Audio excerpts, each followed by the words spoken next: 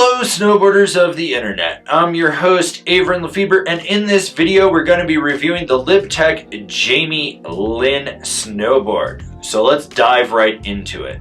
This board features Mervin's C3 camber profile, which is basically camber 2.0. So with C3 you've got a hinge point right in the center of the camber section, right in the middle of the board, and then it goes across past the inserts and comes down and flattens out before the upkick in the tail. This is going to give you the load and pop of traditional camber, but it's going to be a little bit easier and more maneuverable when you're actually riding it. This board is available in 150, 156, 159, 160 wide, and 166 wide. I rode this board at a Loveland ski area and Arapahoe Basin in the preseason.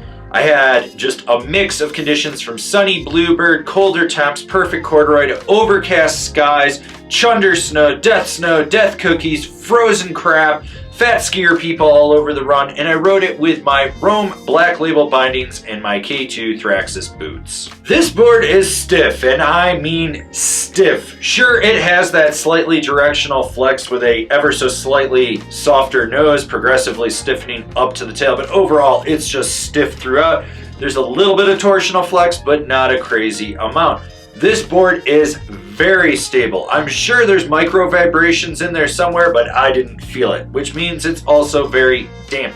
This is a board for plowing through everything in your path.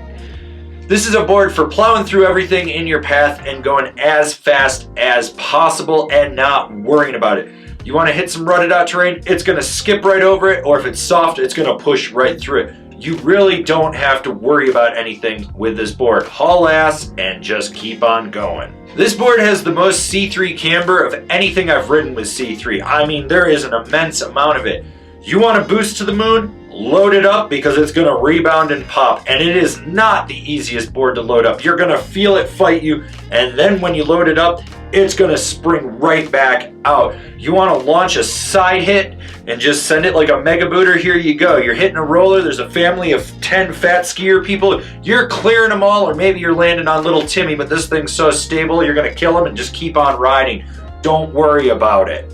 You want to do a pow butter or high speed butter? Be prepared to get your weight over the nose or tail as aggressively as you can and just push into it with all your muscle. It's gonna fight you. You're gonna feel everything with it. Just be prepared that it wants to kill you when you butter. So haul ass and just heave this thing around any which way you want. You're not swiveling and sizzling.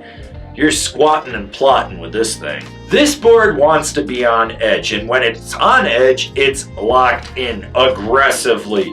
That transition, you feel the power when you're going from toe to heel. You feel it engage from the front and just drive all the way through the board. This isn't like you're steering from the back. You're literally steering from outside your front foot through the middle of the board all the way off the tail. You are locked in and driving. This thing will crush anything in its path on edge.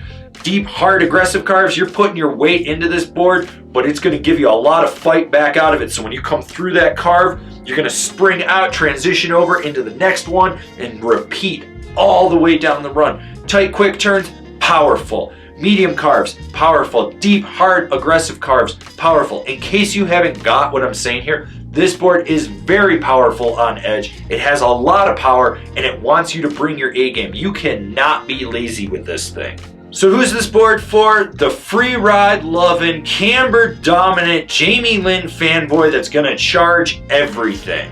Dear God, this board was a workout to ride. You feel everything, the power. You're putting so much into this. You're bringing your A game non-stop with it. But my God, is it stable. And if you want to haul ass through Mogul's Chop Chunder, you don't have to worry about shit. It's damp. You're not gonna feel anything underfoot. This board was a blast for just going Mach 10 in the preseason conditions and not worrying about anything in front of me. Is it a board I would personally ride every day? Oh, fuck no. This is a lot of board. But it gets the job done. Comparable boards, the Nidecker Ultralight, the Ride Commissioner, the Jones Ultra Flagship. This has been my review of the Jamie Lynn. Do you agree? Do you disagree? Do you own one? Are you going to buy one? Leave me a comment down below. Let's have a conversation about this snowboard. If you're new here, remember to subscribe, click the bell, get those notifications. That way you're not missing any of the videos we got coming out for all you snowboarders of the internet. And if you really want to support us and just help us grow out what we're doing over here, swing on over to Angry Snowboarder VIP. I could tell you more here, but I got a video over there that explains it so much better. As always, I've been your host, Avran LeFeber, and I'll see you in another video.